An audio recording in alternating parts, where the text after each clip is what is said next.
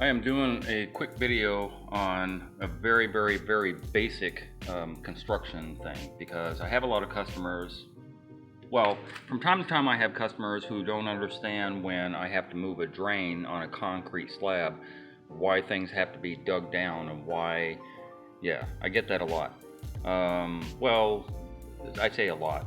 I have to explain to people who don't understand the building process of a foundation. A foundation being 6 inches of concrete that is part of your house, that your whole house is literally built on, with these plates and studs and etc. So when they start building a house, they tamp down, they get all this dirt, level and blah blah blah. I'm not going to go through the whole process, and as you can see, there's quite a bit of rise from this lot next door to this one that's already had the slab on it. And specifically, there's that rise going on because they're going to come in, the plumbers and the electricians and all that stuff are going to put in, they're going to lay all their pipes on top of this. They'll probably put in some shale first, lay their pipes and all that stuff. And then within all of that pipe and shale and all that stuff, they're going to pour concrete, your slab, which is this, 6 inches worth on top of all that. So all of these lots over here in this whole neighborhood will be at the same level that this one currently is once all that process is done. Okay, that's where all your pipe gets laid, below slab level. And so when I have to cut in the concrete to move things, this is the explanation why. And so I'm going to show you visually how once this slab was poured, all the pipe was set in and everything, and then they put all this hay out here to kind of, this very typical construction. So on a slab. So when we get back over here, you're going to see all this pipe that was already laid prior to this 6 inches of concrete. So all this pipe and all this stuff, here it gets this is the laundry room, so this will be very easy to show. All right, so what you're seeing here basically is a stack. The stack goes out eventually, so it's both a drain and a stack. And so the stack will eventually go out. I don't know if I can show it. Hold on a second. I think everything's, I'm not going to be able to show it. But the stack is eventually going to go out the roof. And I'm going to be able to go on the other side probably and show you that stack. That's for your positive water flow. But the stack is also part of your drain system. So this will be the stack and a drain, and so eventually it goes out into the attic and all that stuff, and obviously there's an upstairs bathroom thing going on, and so all of your water runs into your drain. When it runs into your drain, it ties in with the main drain, which is this 3-inch pipe over here, and this 3-inch pipe over here. But same thing is going on. We have a P-trap for your laundry connection. The P-trap goes into the drain and then continues up and up and up, and it's a drain and a stack at the same time, and I'll explain a little bit. So hold that thought for a minute. Hold that. Now I'm going to go over to the shower and the reason why I came on. Oh, here's another one. So this is a sink. This will be the vanity in this bathroom eventually. Same thing. So we have this 2-inch pipe that for whatever reason goes to 1.5 inches, and now I can show you that stack. It just goes out the ceiling, right? So that's your positive water flow. Then your sink gets drained in and it's below grade. This is already pre-planned, already figured out by whoever designed all this stuff and made the blueprints where exactly that pipe would come up. And then they didn't do a great job of it, but they wrapped their bottom plate around it. And it's bumped out a little bit, but small potatoes. And then this will be your vanity, and it'll have a P-trap eventually. Anyway, getting back over to the shower, now you can see clearly what's going on. So you have, and I'm not sure quite why they did this, but you have a 3-inch piece of concrete here, which is actually a full 6 inches, because here's your other 3. So 3 and 3 is 6 inches worth of concrete that you have going on your slab, right? 6 inches, 3, and then 3. They could have just as easily had just solid concrete and then had this pipe sitting up there, but because they knew they were going to do probably a plastic insert, my take on it is that it's going to be a plastic, I call them plastic, fiberglass insert, although I could be wrong. They could fill this in later with concrete and get it up to this level here, which is your shower drain. And so once it's up to that level, then the tiling process will begin after they poured their pan. And this is your three-piece. This is your drain and the top part. And then your second part is where your liner goes on. So eventually, when they pour this pan, they'll put a liner down on there, and yeah, and so the process continues from there. So when it's off center, let's say this is a bathtub instead of a shower. When the bathtub is over here and you have a 5-foot run to the back of the bathtub, and I pull the bathtub out, I have to literally dig through 6 inches of concrete. So if your bathtub drain was right here, but you wanted your drain center for the shower that it's now going to be, then I would have to get my jackhammer around that area, jackhammer a trough over to center, take out that trough, dig down all this dirt down below here, and the shale that they may have put in. I have to take all that stuff out so I can expose that pipe. So that pipe actually has a P-trap below it. Inside the dirt, remember we were talking about that huge rise over there? That's where that rise comes in, because inside the dirt, probably about 9 to 12 inches down, there'll be a P-trap here that'll come up and out wherever the main drain goes, probably out the front of the house. And that's where the P-trap is, and that's what I have to be able to access. So the proper way, I say proper way, the proper way would be dig all the way down. If it's a tub, for example, it would be digging all the way down into the dirt to where the tub pipe is at, and transition as close as you can, because this drain is going to eventually tie into another drain with a Y. And that's the place you would cut off and transition to your 2-inch, because tubs are 1.5 inches. However, I'm not doing that. And on most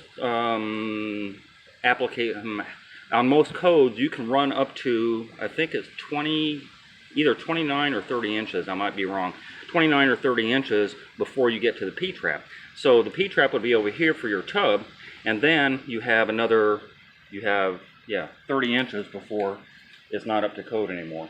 And that's why I have no compunction about just digging down this trough and transitioning from the 1.5 inches right here to 2-inch and bringing a 2-inch P-trap and up.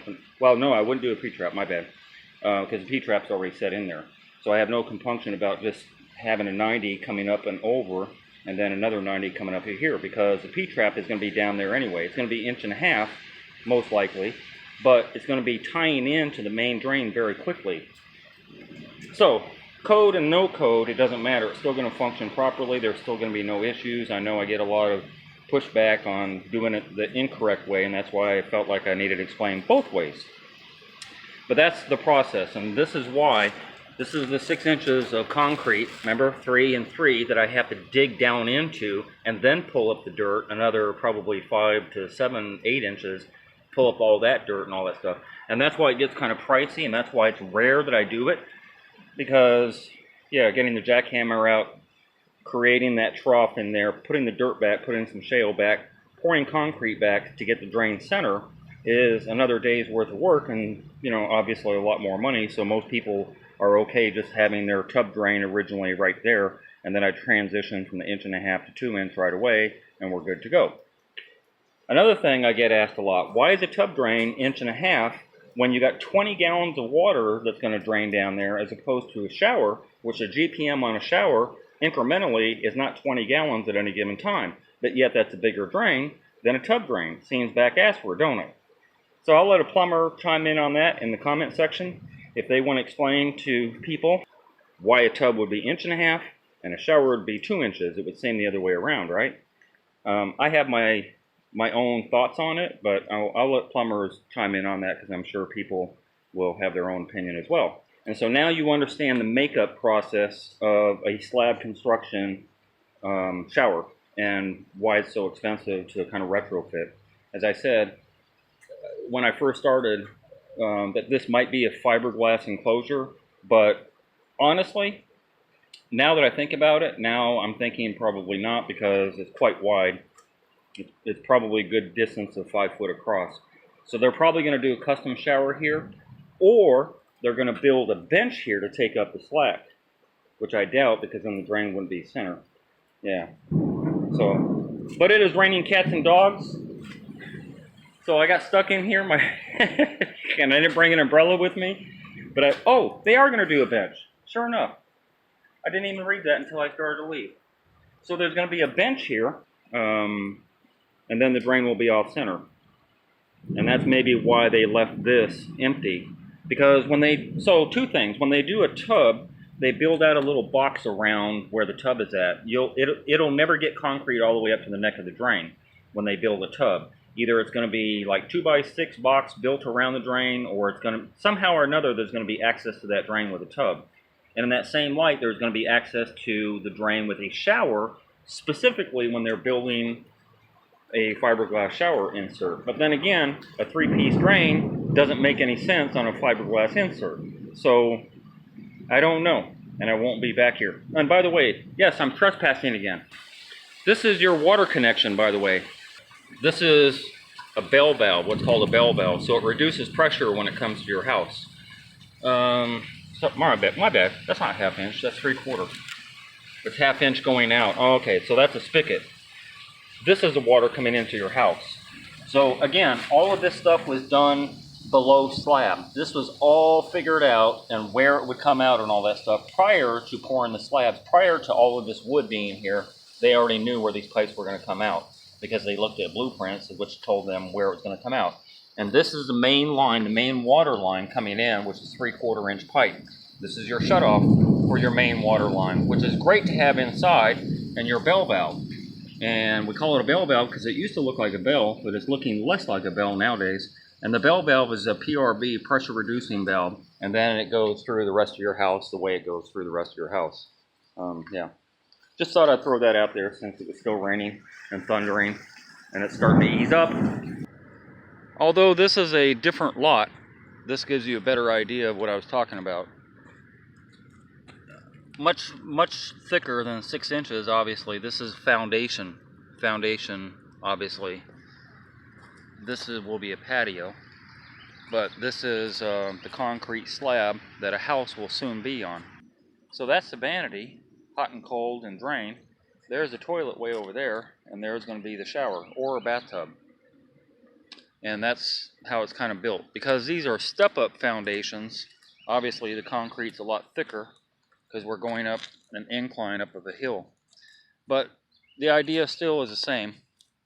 The one that I showed before is there's a step down off of this slab onto another one, so that's why you have a much thicker foundation going on. But eventually there'll be the same plates, the bottom plates, the wood and all that stuff. There'll be roof, there'll be everything going on, just like that house over there.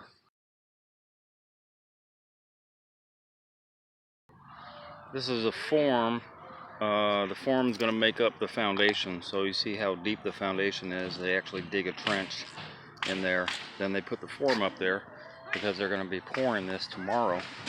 The trench is part of the foundation, so as you can see, they already tapped down all the dirt and everything, and then they did their plumbing. Plumber came in, he put his pipes in exactly where he wanted them according to the blueprints, and obviously that's a toilet over there, but I'm not going to go through the whole process because I've already done that, but you can see the form boards over there.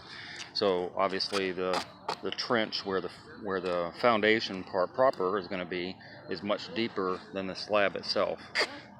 See, and so they're going to put this queen, as they're doing here, all up around on the dirt area, and then they're going to pour all the concrete. There's a guy over there doing the rebar process because concrete's coming tomorrow. And that's why when I have to dig into the 4 to 6 inches of concrete that's going to be around this pipe, you know, say this was a shower area and I have to dig into that down to the dirt, that's why I said you're 12 inches or better from the concrete, 4 inches of concrete or so, and then another 8 inches or so of dirt, actually a little bit past that, before you can get to that pipe to move it over from where your drain is at currently with a tub over to center. And so I think now most people will kind of understand the process. Well, here's a 2-inch pipe over here. This is going to be a shower. So yeah, I have to get past all of this to get down to the P-trap. If I want to get to the P-trap, it's way up under the dirt, and then there's going to be at least 4 inches of concrete poured on top of this plastic after all the form is done, or not the form will go at the same time. And they're doing the rebar over here for tomorrow. And I don't speak enough Spanish, so I'm going to do the best I can.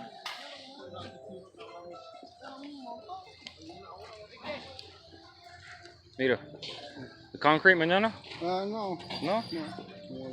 Viernes. ¿Cuándo? Viernes. Oh. Oh, because you got to do all the rebar first, right? Yeah. Okay, cool. The finished product, and that's why you saw in the other part of the video the concrete looked a little thicker, because that's only the foundation part right there.